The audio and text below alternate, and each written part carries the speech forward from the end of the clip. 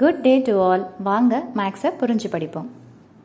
NCERT syllabus 9th standard chapter 4 linear equations in two variables exercise 4.1ல second question என்ன அப்படின்னு பார்த்தீங்கன்னா, ஒரு லீனியர் ஈக்குவேஷனை கொடுத்துருப்பாங்க. அதை நீங்கள் எந்த ஃபார்மேட்டில் நீங்கள் ரெப்ரசென்ட் பண்ணணும் அப்படின்னு பார்த்தீங்கன்னா, AX plus BY plus C is equal to 0ல ரெப்ரசென்ட் பண்ணி அதில் A என்ன B என்ன C என்னன்னு சொல்லிட்டு நீங்கள் கண்டுபிடிக்கணும். இதுதான் இந்த கொஸ்டினோடைய மீனிங். ஸோ ஃபர்ஸ்ட் சப்டிவிஷன் என்ன கொடுத்துருக்காங்கன்னு பார்த்தீங்கன்னா, 2x plus 3y is equal to, which means x first இருக்கணும், அடுத்தது y இருக்கணும், அடுத்தது பார்த்தீங்கன்னா கான்ஸ்டன்ட்டு, ஈக்குவல்ட்டுக்கு அப்புறமா என்ன இருக்கணும்னு பார்த்தீங்கன்னா 0. இந்த ஃபார்மேட்டில் தான் இருக்கணும் அப்படின்னு சொல்லிட்டு சொல்கிறாங்க. ஸோ இந்த கொஸ்டினை எப்படி ரீரைட் பண்ணலாம் அப்படின்னு பார்த்தீங்கன்னா, 2x plus 3y இங்கே எதுவும் சிம்பிள் இல்லைனா ப்ளஸ்ன்னு அர்த்தம். அப்போ ப்ளஸ் ஆப்போசிட் சைடில் வந்ததுன்னா என்ன வரும்னு பார்த்தீங்கன்னா -9.35 பார் is equal to 0. ஸோ அவ்வளோதான்.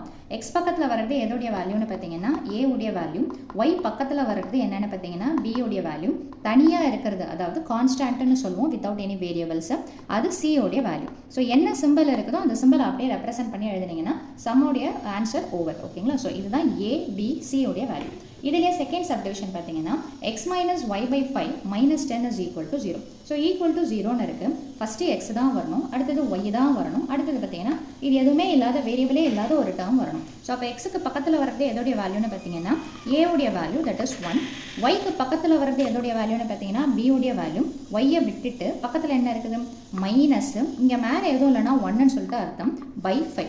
அதே மாதிரியே பார்த்தீங்கன்னா கான்ஸ்டன்ட் எக்ஸும் ஒய்யும் இல்லாத ஒரு டேர்ம் என்னென்னு பார்த்தீங்கன்னா சி, தட் இஸ் -10.